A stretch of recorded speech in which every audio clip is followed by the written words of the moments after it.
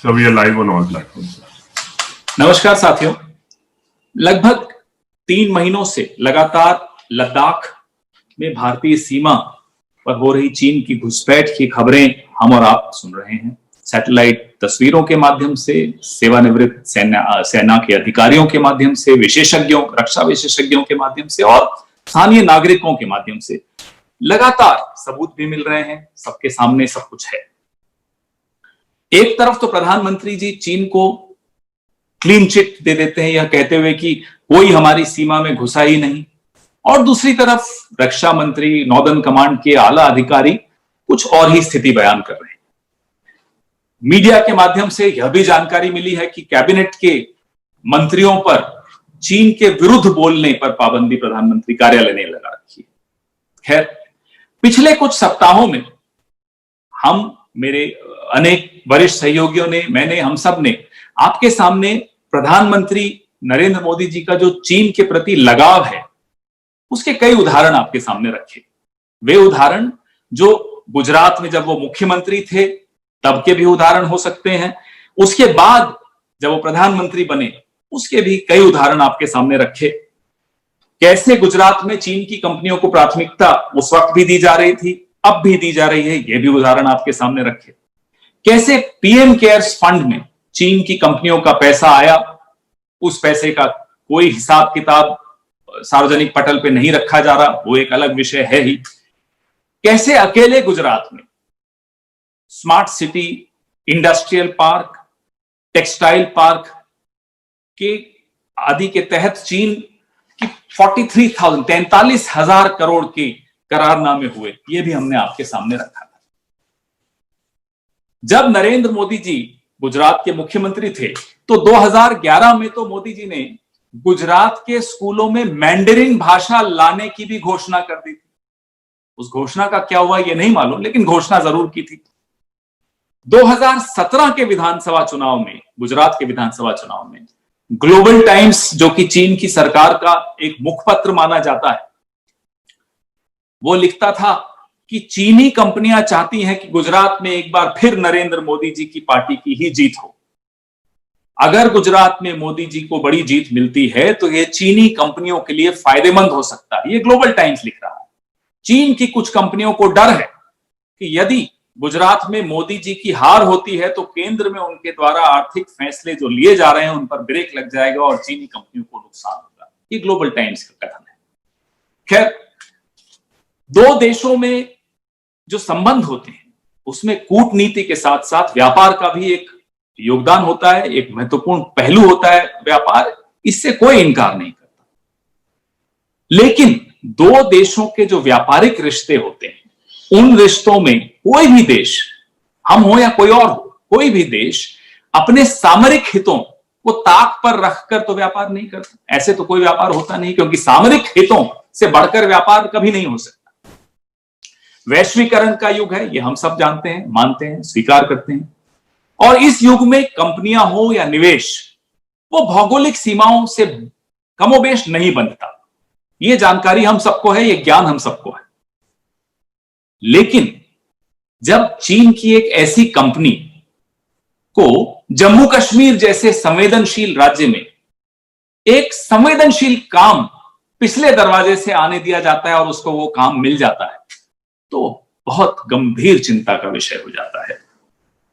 जब यह पता चले, विशेष तौर पे, कि जो चीन की ये कंपनी है ना केवल चीन की सरकार एवं सेना के डायरेक्ट नियंत्रण में है, बल्कि विश्व बैंक ने पिछले वर्ष इस पर भ्रष्टाचार के आरोपों के चलते पाबंदी भी लगाई थी, तो चिंता और बढ़ जाती। डोंगफैंग नामक यह कंपनी, DONGFANG, डोंगफैंग नामक यह कंपनी विश्व के अनेक देशों में सक्रिय है और पाकिस्तान के साथ इसका विशेष संबंध है। जो एक बहुचर्चित प्रोजेक्ट था, पावर प्रोजेक्ट था पाकिस्तान का, नंदीपुर पावर प्रोजेक्ट, जिसमें बाद में वहां के उस वक्त के प्रधानमंत्री को जेल भी जाना पड़ा, वो इसी कंपनी ने किया था। और वो आरोप जो लगे थे इसी कंपनी से संबंधों के चलते लगे थे। जो चीन की एक बहुत महत्वाकांक्षी योजना है, belt and road initiative, Rahul ji ने भी इस पर पिछले 2 वीडियो पहले भी इस पर चर्चा की थी। तो बेल्ट एंड रोड इनिशिएटिव में इस कंपनी की एक महत्वपूर्ण भूमिका है। अब यह कंपनी के बारे में थोड़ा मैं आपको बता दूं। यह ऊर्जा के क्षेत्र में हार्डवेयर और सॉफ्टवेयर दोनों में सक्रिय है। दोनों का ये कॉम्प्रिहेंसिव सॉल्यूशन जिसको कहते हैं, एक समग्र, एक सर्वांगीण समाधान इनके पास है, ये बोलते हैं।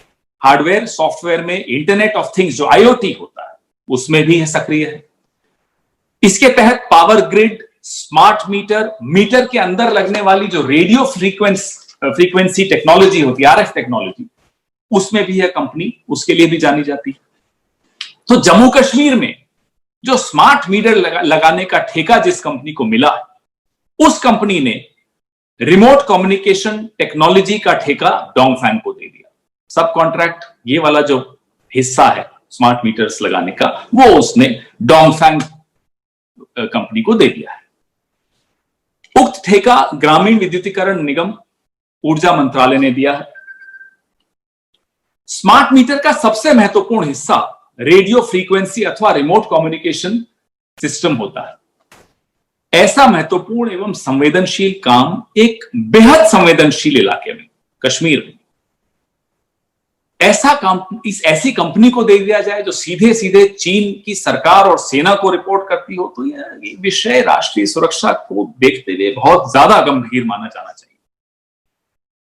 बड़ी हैरानी की और हास्यास्पद बात यह भी है कि 2017 में भारतीय जनता पार्टी के एक सांसद श्री जी किशन रेड्डी, जो आज गृह राज्य मंत्री हैं, 2017 में उन्होंने लगातार ट्वीट किए इस कंपनी के खिलाफ और अपनी ही सरकार को आगाह किया इस कंपनी के विरुद्ध कि भैया सुरक्षा के लिए खतरा है, डोंगफैंग नामक कंपनी को भारत में बहुत काम मिल रहा है, अपनी ही सरकार के खिलाफ। और आज वह गृह राज्य मंत्री हैं। आज वही सरकार जम्मू कश्मीर जैसे संवेदनशील इलाके में 2 lakh metre smart meters, Jammu में और श्रीनगर दोनों में 1-1 लाख मीटर्स का काम जिस कंपनी को दे रही है, वो कंपनी आगे डोंगफैंग नामक इसी कंपनी को आरएफ टेक्नोलॉजी का काम दे रही है। विशेषज्ञों का क्या मानना? उनका यह मानना है कि इस टेक्नोलॉजी के जरिए दुश्मन जब चाहे उस इलाके में ब्लैकआउट कर सकता है, उपभोक्ताओं का संवेदनशील डेटा भी उसके हाथों में जाने का खतरा रहता है और उसका दुरुपयोग का भी खतरा रहता है। तो जम्मू कश्मीर, हम सब जानते हैं वो कितना संवेदनशील इलाका है। वहां हमारे जवान, बहादुर जवान मेहनत कर रहे हैं, कड़ी मेहनत कर रहे हैं। वहां के नागरिकों की सुरक्षा का सवाल है, लेकिन इस सरकार ने फिर भी ये होने दिया।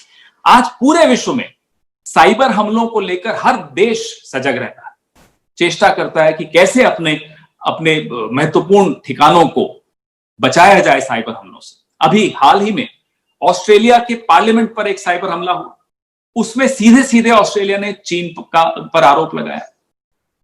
भारत में सिर्फ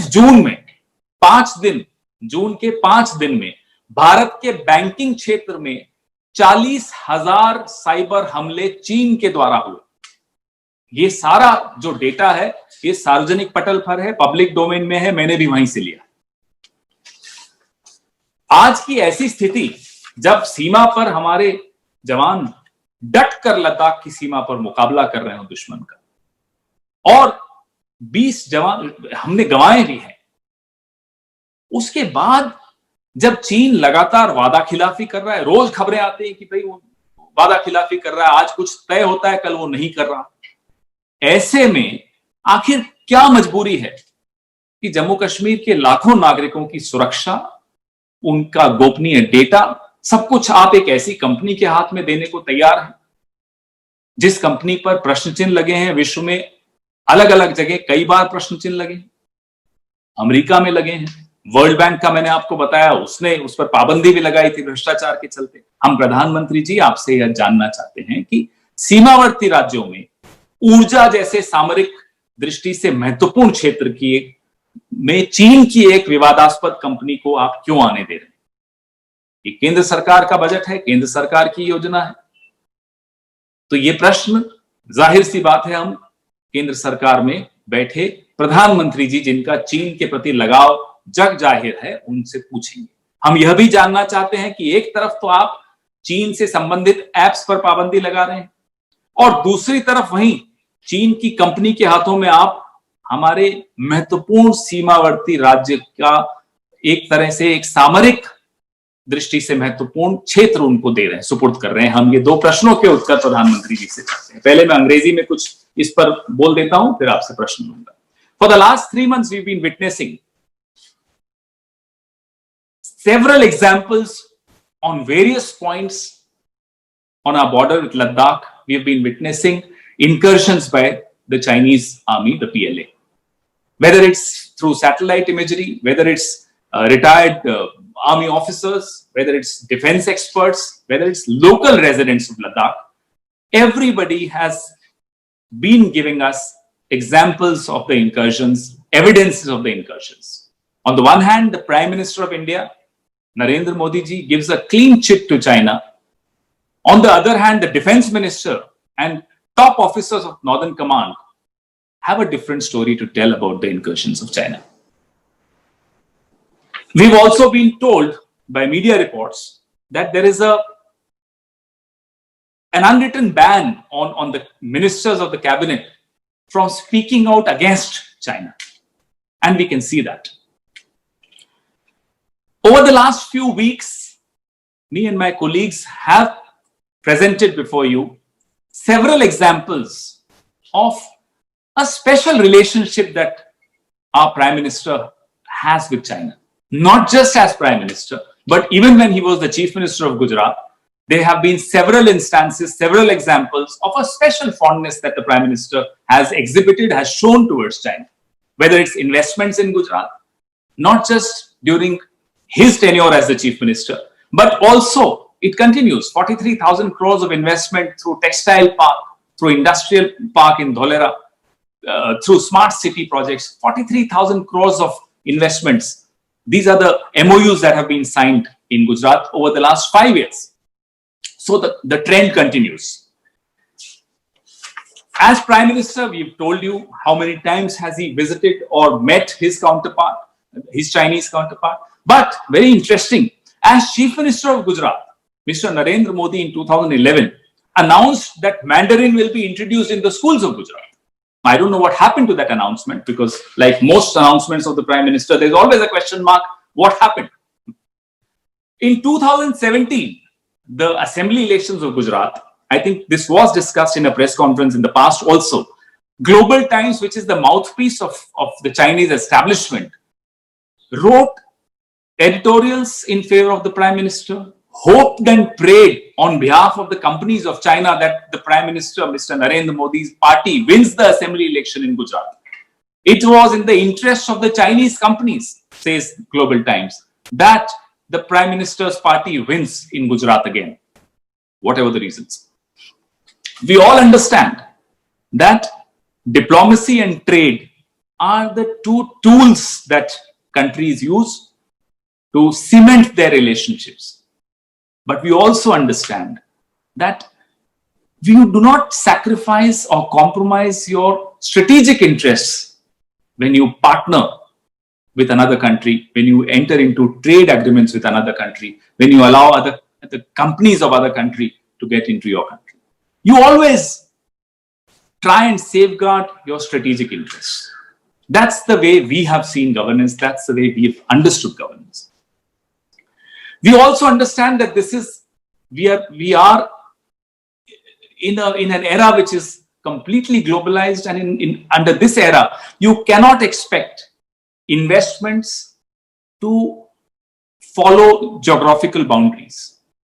We do get investments from abroad, from different companies, from different countries. That's normal under globalization. Having said that, what is worrying is when a company from China, which has several question marks around the globe for its integrity, for its proximity, not just proximity, direct control of the Chinese army and the Chinese government, when that company is allowed to enter into a strategic area of a sensitive state like Jammu and Kashmir, then there are question marks, then these are worrying signs.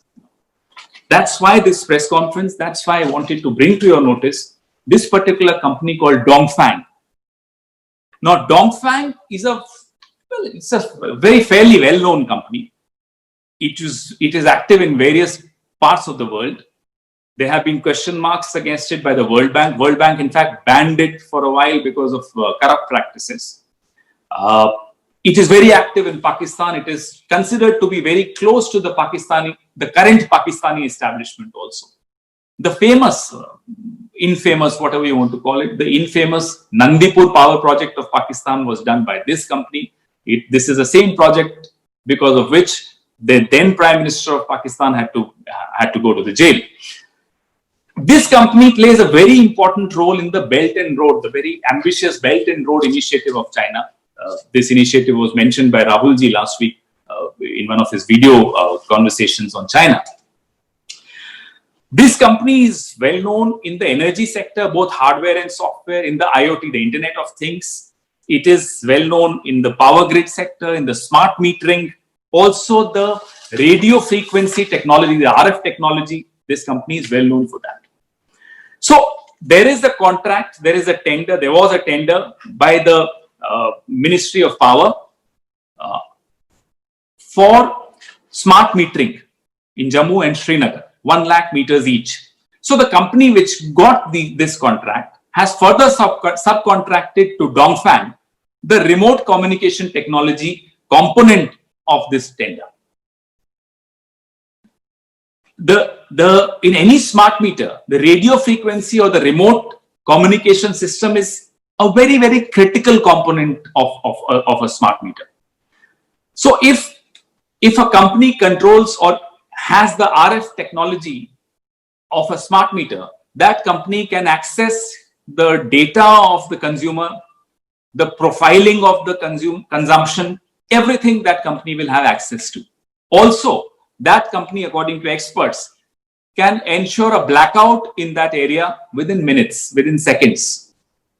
So if RF technology, something as critical as this, goes to a company which, as I have described the credentials of the company, especially in an era where there are border disturbances, there is absolute mistrust. We faced cyber attacks in the past 2 months. In June itself, 5 days of June, Indian banking sector faced 40,000 cyber attacks from China. Cyber attacks are something which every country is worried about. Everybody is trying to safeguard its interests against cyber attacks. Australia faced a massive cyber attack. The Australian Parliament faced it. And the government of Australia directly blamed China for that cyber attack. So we are talking about the threat to the consumers of Jammu and Srinagar.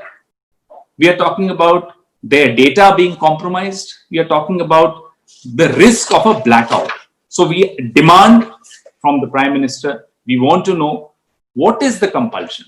Why would the government allow a company like Dongfang to get into Jammu and Srinagar, to get into the electricity power sector, to get into the remote, the RF technology area of the power sector? Why? What are your compulsions? On the one hand, you're banning all the Chinese apps, which is fine, absolutely fine. But on the other hand, you allow something as critical as your power consumption data, that too of Jammu and Srinagar, going to the hands of Dongfang, which is not only reporting to the Chinese army and the Chinese government, which has very close ties with Pakistan, the current establishment of Pakistan. These are very critical questions in a time when our brave Jawans are trying to protect our borders in Ladakh. We do not expect the government to act the way it is acting. Your questions, please. पवन जी, मैं ये पूछना चाह रहा था कि क्या ये project direct government से टेंडरिंग में है या सब टेंडरिंग में दिया गया है, और क्या ये प्रोजेक्ट दे दिया गया है या अभी प्रोसेस चल रहा है? जिस कंपनी को, अनुराग जी, ये टेंडर मिला है, जो ये ठेका मिला है इस काम को करने का, स्मार्ट मीटर लगाने का, उसने यह सब टेंडर RF टेक्नोलॉजी का जो हिस्सा है स्मार्ट मीटर का, वो इस कंपनी को दिया है। लेकिन जम्मू कश्मीर एक संवेदनशील इलाका है, वहां सीधा केंद्र सरकार का ही शासन है। वहां सब कॉन्ट्रैक्ट मिले और ऐसी कंपनी को मिले, जो कि चीन की सेना से संबंधित हो, चीन की सरकार को रिपोर्ट करती हो और पाकिस्तान की एस्टैब्लिशमेंट के भी बहुत करीब हो, तो यह प्रश्न और ज्यादा गंभीर हो जाता है। क्या ऐसी ब्लैकलिस्ट चाइनीज कंपनियों की तैयार नहीं की जा सकती? क्योंकि आप भी पहले भी एक दो कंपनी, सारी कंपनियों की एक बार निशानदेही करनी चाहिए, ब्लैकलिस्ट बना दी। राकेश जी, आपने बहुत बढ़िया बात कही, बहुत सही प्रश्न उठाया।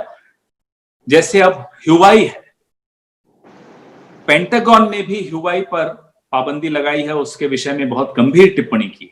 ह्यूवाई और डोंगफैंग आपस में बहुत करीबी से जुड़े हुए हैं, टेक्नोलॉजी शेयरिंग करते हैं, आपस में जुड़ी हुई दो कंपनीज। तो इस तरह की अनेक कंपनीज हैं और बड़ी हैरानी की बात है कि ह्यूवाई को भी हमारे देश ने, हमारी सरकार ने बहुत ज्यादा तवज्जो दी है, इसमें कोई शक नहीं है। तो ये ऐसा समय है जब चीन और भारत के संबंधों में सीमा को लेकर बहुत बड़ा विवाद है। ऐसे समय में इन कंपनीज को सामरिक दृष्टि से महत्वपूर्ण क्षेत्रों में काम करने देना हमें लगता है बहुत ज्यादा खतरनाक साबित हो सकता है। उपभोक्ता के इस पर्टिकुलर एग्जाम्पल की उदाहरण की बात करें तो जो ऊर्जा के जो उपभोक्ता हैं जम्मू और श्रीनगर के, उनके लिए भी ये खतरनाक हो सकता है और उनके डेटा के लिए भी ये सरेआम दुश्मन के हाथ में ये डेटा देने वाली बात होगी। तो बिल्कुल ऐसी कंपनियों पर अब पुनर्विचार होना ही चाहिए। मिस्टर पवन, ये जो आपने एलिगेशंस लगाए हैं ये पहले भी लगते आए हैं और इसके ऊपर जिस कंपनी को डायरेक्ट ठेका मिला है टेक्नो इलेक्ट्रिक, उनके मैनेजिंग डायरेक्टर का भी ये स्टेटमेंट आया था मिस्टर पीपी गुप्ता का कि कोई भी पार्ट सब उनको आगे कॉन्ट्रैक्ट तो दिया गया है, ये वो क्लेम कर रहे हैं, लेकिन वो कह रहे हैं कि कोई भी पार्ट इंपोर्ट नहीं किया जाएगा चाइना से और वहां के डिपार्टमेंट ने भी इसके ऊपर इंक्वायरी सेटअप कर दी है। पार्ट तो हार्डवेयर का हिस्सा हुआ, आप आइए सॉफ्टवेयर पे। पार्ट कहां से आता है वो इतना महत्वपूर्ण नहीं है, डेटा कहां जाता है, किसके नियंत्रण में है, वो ज्यादा महत्वपूर्ण। पार्ट में ये मान भी लेता हूं एक मिनट के लिए कि शाहदरा में बन रहा है, चलिए मान लेते हैं एक मिनट के लिए। उसका नियंत्रण किसके हाथ में है, वो कंपनी कौन सी है जो मेरा स्मार्ट मीटर के भीतर जो आरएफ टेक्नोलॉजी है उसको कंट्रोल करेगी और उस आरएफ टेक्नोलॉजी के माध्यम से वो डेटा संग्रहित करेगी, उस डेटा का वो कहां कहां निस्तारण करेगी, कहां देगी वो डेटा, वो मेरे कंट्रोल में नहीं है। इसलिए ये प्रश्न चिन्ह लगता है, इसलिए ये संशय होता है कि ऐसी कंपनी जो कि चीन की सरकार और पीएलए से संबंधित कंपनी हो, वो पार्ट्स कहां से लाती है, हमें उसमें कोई रुचि नहीं है। हमारी रुचि और हमारा डर और हमारी चिंता सिर्फ इस बात की कि वो हमारा डेटा, हमारे जम्मू और श्रीनगर के नागरिकों का महत्वपूर्ण कंजम्पशन डेटा कहां देती है, उसका उस डेटा का क्या उपयोग करती है। और अगर ऐसी कंपनी के हाथ में ब्लैकआउट करने का कंट्रोल है तो क्या ये गंभीर है या नहीं? सर, मेरा ये कहना है कि दो सवाल है मेरे। पहला ये कि जो मायावती जो है बसपा प्रमुख, उन्होंने कहा है कि साफ तौर पर निर्देश दे दिए हैं अपने विधायकों को कि उनकी पार्टी की सदस्यता खारिज कर दी जाएगी अगर वो कांग्रेस के पक्ष में वोट डालते हैं, और लगातार कांग्रेस काम करती है। पिछले टेन्योर में भी यही काम किया गया और इस टेन्योर में भी यही किया गया, बीएसपी के विधायकों को कांग्रेस के अंदर डाल दिया गया। इस आरोप पे आपका क्या कहना है? दूसरा सवाल मेरा है कि सरकार ने पार्लियामेंट्री जो कमेटी है, पार्लियामेंट्री कॉमर्स की जो कमेटी है संसद की, उसमें साफ तौर पे मान लिया है कि 100 मिलियन जॉब्स के ऊपर कोरोना की वजह से सीधे तौर पे असर पड़ेगा और 100 मिलियन नौकरियां जाएंगी। इस पे कांग्रेस क्या?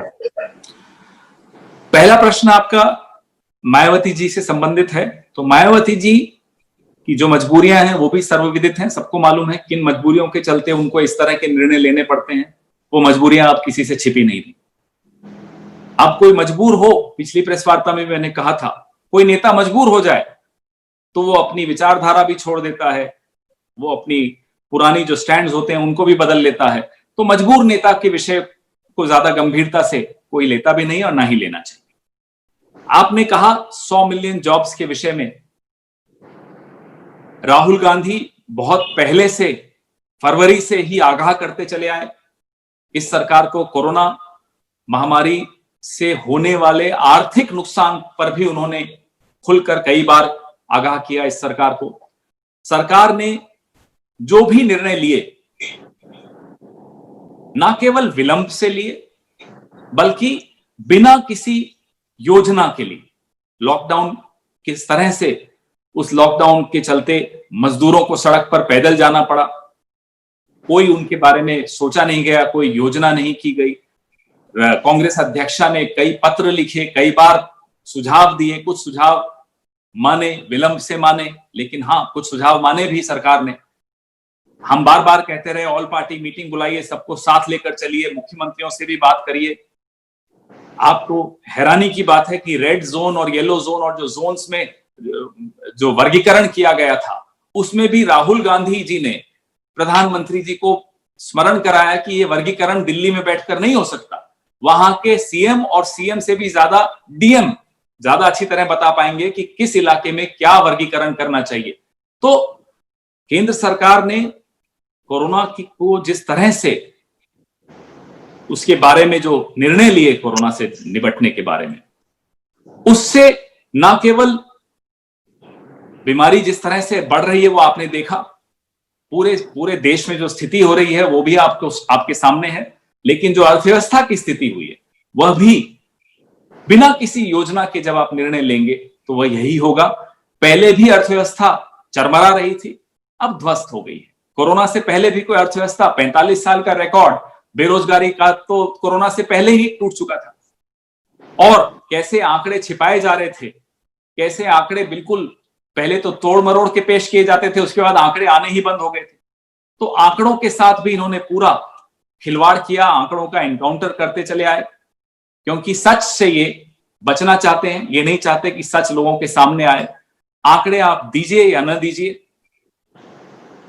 भूखा पेट किसी आंकड़े को नहीं विश्वास करता, उसको मालूम है कि भूख क्या होती है। सर मेरा सवाल है, जिस तरह से आपने डॉग फैंग कंपनी के रेलिवेंस से अभी पूरी वार्ता की और जिस तरह से आपने कहा कि ऐसी कंपनी जो चाइना की आर्मी को सीधा सीधा रिपोर्ट करती है, और आपने ये भी जिक्र किया कि इसका पाकिस्तान से भी संबंध है। तो अभी तक तो हम ये देखते आए थे कि आईएसआई के माध्यम से पाकिस्तान हिंदुस्तान में जासूसी करता रहा है, या चाइना की अपनी इंटेलिजेंस हिंदुस्तान में जासूसी करती रही है, जिस तरह से रॉ भी करती है दूसरे देशों में। लेकिन ये जो मॉडल इंट्रोड्यूस हुआ है कॉर्पोरेट स्टाइल में, चाइना ने जो नया मॉडल इंट्रोड्यूस किया है हिंदुस्तान के अंदर, आपको लगता है कि ये अलग किस्म की जासूसी इंट्रोड्यूस हुई है हिंदुस्तान के अंदर और ये बड़े भयंकर है, ये बहुत, इसकी रेंज बहुत ज्यादा हो सकती है? बिलाल जी, जैसा मैंने कहा, ये एक वैश्वीकरण का युग है। इसमें निवेश को, कंपनियों को रोका जाए ये हो नहीं सकता, संभव नहीं किसी भी देश के लिए। हम बड़ी गंभीरता पूर्वक बात करते हैं, यहां वहां की बात करने का लाभ नहीं होता। लेकिन सामरिक दृष्टि से जो महत्वपूर्ण क्षेत्र होते हैं, भौगोलिक दृष्टि से जो महत्वपूर्ण और संवेदनशील क्षेत्र होते हैं, जैसे इस केस में जम्मू कश्मीर है, और सामरिक दृष्टि से ऊर्जा में भी, वो भी आरएफ टेक्नोलॉजी, आपके स्मार्ट मीटर की जो टेक्नोलॉजी, उसमें मुझे लगता है सरकार को बहुत सोच समझ के निर्णय लेने चाहिए। कंपनी, चाइना में हर कंपनी, लगभग हर कंपनी मान के चलिए कि सरकार के नियंत्रण में है। जैसे पाकिस्तान के लिए कहा जाता है कि सेना के हाथ में एक देश है, तो चीन में एक पार्टी के हाथ में एक देश है, तो पार्टी के ही हाथ में सारी कंपनीज हैं, इसमें भी हमें कोई संशय नहीं। लेकिन हमारा जो प्रश्न है, हमारी जो चिंता है, वो इस बात को लेकर है कि कोई भी ऐसी कंपनी को इस तरह का काम ऐसे इलाके में देना जो संवेदनशील हो, जो पाकिस्तान के और चाइना के बॉर्डर पे हो, ऐसे इलाके में हम हमारे उपभोक्ताओं का पूरा भविष्य, एक तरह से उनका पूरा डेटा दे दें किसी ऐसी कंपनी को, मुझे लगता है उस पे सरकार को बहुत गंभीरता पूर्वक सोचना चाहिए। Sir, my question to you is about the Bhumi Pujan that is set to take place on 5th August. Well, there are definitely certain political parties who have objected to the live telecast. We have also seen how Ashok Chavan, Congress leader, has said that, while all religious places have been shut during the COVID time, it's going to be only sensible to not carry out the telecast per se as far as the virtual, puja is concerned. So what is Congress's official stand on it, sir? We are absolutely sure, and we hope that the government will adhere to all the norms of the new reality of COVID. and ensure that nobody's health gets compromised with. सो मोटो पे जो है, जो आप जो allegation लगा रहे हैं, जो कि हालांकि फैक्ट भी है, लेकिन आप एलिगेशन की तरफ ही बोल रहे, तरफ से मतलब एलिगेशन ही बोल रहा हूँ, जो कि चाइनीज कंपनी के हाथ में हमारा डेटा चले जा रहा है और पूरा चाइना गवर्नमेंट के पास हमारा डेटा चले जा रहा है। ये गवर्नमेंट ऑफ इंडिया को भी पता है, फिर भी ये क्यों नहीं रोका जा रहा है? इसके पीछे गवर्नमेंट ऑफ इंडिया का क्या उद्देश्य है? आप क्या पहले इसके ऊपर बता देंगे फिर राजस्थान? नहीं जी, हमारा भी प्रश्न यही है जो आपका प्रश्न आप मुझसे पूछ रहे हैं, बिल्कुल सही पूछ रहे हैं। मैंने भी सरकार से यही प्रश्न पूछा, कांग्रेस पार्टी भी यही जानना चाहती है कि एक संवेदनशील इलाका है, सीमावर्ती इलाका है, उसमें भी ऊर्जा का क्षेत्र, पावर सप्लाई, उसमें स्मार्ट मीटरिंग के तहत जो आपका डेटा है कंज्यूमर का, वो उसकी गोपनीयता होती है, वो डेटा बड़ा महत्वपूर्ण डेटा माना जाता है। और आप ऐसे महत्वपूर्ण, ऐसे संवेदनशील भौगोलिक इलाके में अचानक ब्लैकआउट की स्थिति हो जाए, वो परिस्थिति वो कंपनी कर सकती है जिसके हाथ में ये टेक्नोलॉजी। इसलिए ये प्रश्न उठता है कि जो ये सब कॉन्ट्रैक्ट इस कंपनी को दिया गया है, उस पर सरकार को तुरंत हस्तक्षेप करना चाहिए। और जम्मू कश्मीर के, जम्मू और श्रीनगर के हमारे नागरिक, उनकी सुरक्षा की पूरा जिम्मेदारी सरकार की है। उनके डेटा की सुरक्षा, उनकी अपनी सुरक्षा, ये सब जिम्मेदारी सरकार की ही बनती है और सरकार को इस पे तुरंत हस्तक्षेप करना ही चाहिए। ये तो सरकार को भी पता है कि डेटा चला जाएगा, फिर भी इसका पीछे कारण क्या है? क्यों नहीं रोका जा रहा है? यही बात हम सरकार से जानना चाहते हैं। ऐसे वक्त जब हमारे बहादुर जवान सीमाओं पर लद्दाख की रक्षा कर रहे हैं, चीन लगातार वादा खिलाफी कर रहा हो, पूरा देश चिंतित हो हमारी सीमा सुरक्षा को लेकर, ऐसे में इतना महत्वपूर्ण काम एक ऐसी कंपनी को दिया जा रहा हो जो कि चीन की सरकार के नियंत्रण में हो, चीन की आर्मी के नियंत्रण में हो, पाकिस्तान से बड़ी नजदीकी संबंध रखती हो, तो ये गंभीर विषय है। और राजस्थान के ऊपर छोटा क्वेश्चन है, जो गवर्नर के ऊपर कांग्रेस पार्टी प्रेशर भी डल रहा है और गवर्नर साहब भी राजी भी हो गया, तो आगे क्या रणनीति है? क्या करेंगे कांग्रेस, क्या करेगा कांग्रेस? आज फिर से गवर्नर साहब को भेजा है। गवर्नर साहब के अधिकार बड़े सीमित होते हैं। गवर्नर साहब के हाथ संविधान द्वारा बंधे हुए होते हैं। कैबिनेट की अनुशंसा को गवर्नर साहब एक बार लौटा सकते हैं, उसके बाद नहीं लौटा सकते। कैबिनेट की अनुशंसा गवर्नर साहब को माननी ही होती है। ये नियम है, ये संविधान है, ये कानून है। इसके बाद इस पे कोई बात रह नहीं जाती। गवर्नर साहब इसमें कुछ नहीं कह सकते। एक चुनी हुई सरकार है, मुख्यमंत्री हैं, कैबिनेट है, वो चाहते हैं कि असेंबली सेशन हो, तो इसमें किसी को रोड़े अटकाने का अधिकार भी नहीं है और करना भी नहीं चाहिए, क्योंकि ये लोकतंत्र के प्रति अन्याय है। और इसमें सचिन पायलट प्लस 16 दो को तो कांग्रेस पार्टी ने बर्खास्त कर दिया। सचिन पायलट प्लस 16 को भी बुलाया जाएगा कांग्रेस पार्टी से। जो भी सदस्य है, जाहिर सी बात है, जब सेशन होता है तो सब सदस्यों को आना होता है। वो किसी भी पार्टी के हों, वो निर्दलीय हों, सबको आना है, क्योंकि वो इसीलिए तो चुने गए।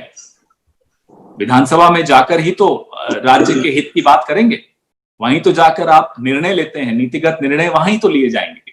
तो कोई भी हो, वो भारतीय जनता पार्टी के विधायक हों, कांग्रेस के विधायक हों, निर्दलीय विधायक हों, सबको विधानसभा के सत्र में तो आना ही चाहिए, आना ही होता है। मेरा सवाल लोनी से विधायक है भाजपा के, उनसे रिलेटेड है। उन्होंने कहा है कि बकरीद पर अगर किसी को बलि देने का शौक है तो वो अपने बच्चों की बलि दे दे। इस तरह के टिप्पणियों पर मुझे नहीं लगता हमें कुछ बोलना चाहिए या इनको कोई तवज्जो मैं नहीं देना चाहता। उम्मीद करें कि इनको टेलीविजन पर आप लोग भी ना दिखाएं, ये प्रोग्राम ना करें, ये जरूर कह दें आप। बिल्कुल, मतलब ये तो उम्मीद ही कर सकते हैं, लेकिन इस तरह की जो भाजपा की बजाते हैं, इस तरह की चर्चाएं, इस तरह की टिप्पणियां जानबूझकर की जाती है। मुझे नहीं लगता इनको तवज्जो देना ही मुझे एक अपराध लगता है। मैं इसको, वो अपराध मैं नहीं करूंगा। उम्मीद करता हूं हम में से कोई नहीं करे। Thank you. Thank you. Siddharth, आपका हैंड रेज है, क्या सवाल है आपका? सर, राजस्थान में आप लोग गवर्नर के खिलाफ मोर्चा खोले हुए हैं। अभी जो राजस्थान के इंचार्ज हैं अविनाश पांडे जी, उन्होंने हैशटैग आप लोग चला रहे हैं get well soon Kalraj Mishra, तो इससे क्या माना जाए?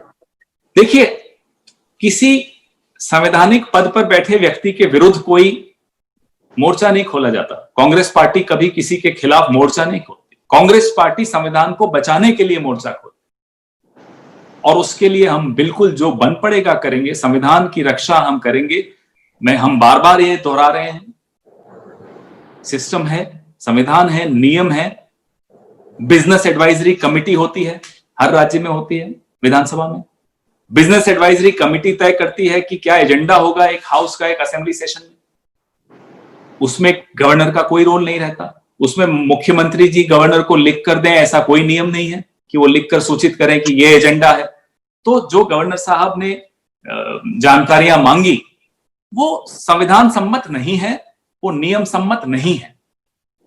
संविधान की रक्षा के लिए मोर्चा खोलना तो मुझे लगता है मेरा भी कर्तव्य है और आपका भी कर्तव्य है और हम सबका कर्तव्य है, क्योंकि संविधान है तो हम हैं। Thank you sir. Thank you Pawan ji. सवाल मेरे ख्याल से खत्म हो गए हैं और हम चाहे तो ब्रीफिंग हम एंड कर सकते हैं। धन्यवाद। Thank you everyone for joining. Thank you Pawan ji. Thank you.